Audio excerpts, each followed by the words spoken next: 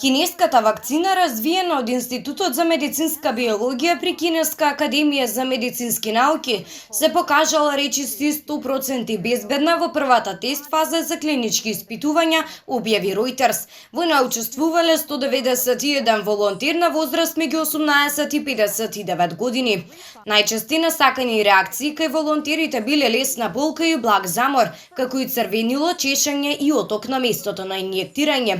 Стотици илјади работници досега се вакцинирани во Кина, како и членови на групи кои се сметаат за високоризични во однос на COVID-19, иако клиничките испитувања се уште не се завршени, што предизвика загриженост кај експертите. Кина моментално има најмалку 4 експериментални вакцини што се наоѓаат во завршна фаза на клиничките испитувања.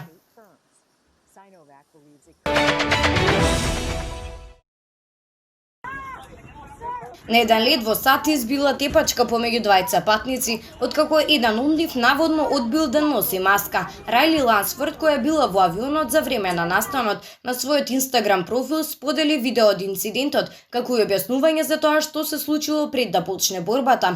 Патникот изјавил дека мажот кој седел зад неа носел визир на лицето, но стюардесата го замолила да носи маска што ги покрива устата и носот. Во своето образложение, Лансфорд изјавила дека по смирувањето на тепачката, мажот кој одбил да носи маска бил исфрлен од авионот, додека на другиот маж му било дозволено да остане. Таа го обвини човекот кој ја започнал расправието дека бил безобразен кон кабинската поседа, која се обидувала да му ги објасни правилата.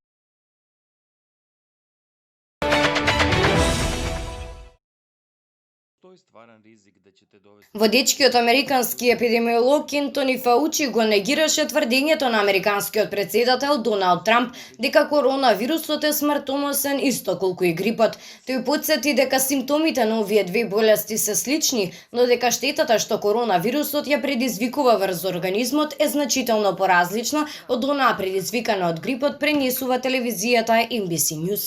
Трамп претходно на Твитер напиша дека доаѓа сезоната на грип и дека секоја година многу луѓе умираат од него и дека понекогаш станува збор и за повеќе од 100.000 лица и покрај тоа што има вакцина. Дали ќе затвориме државата? Не, научивме како да живееме со грип, исто како што научивме да живееме со коронавирус, кој за поголемиот дел од популацијата е помалку смртоносен, напиша Трамп. Фаучи во друго интервју процени дека можеше да се спречи минато неделното проширување на инфекцијата со коронавирусот во Белата куќа.